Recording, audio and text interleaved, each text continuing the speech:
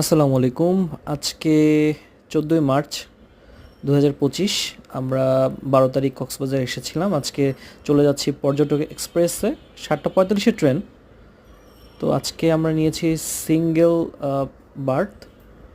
তো এখানে একটা মজার বিষয় আছে, সেটা হচ্ছে যে এটা কিন্তু এই যে সিঙ্গেল বার্থ অর্থাৎ এসএ স্লিপার, এটা কিন্তু দুইটাই লোয়ার।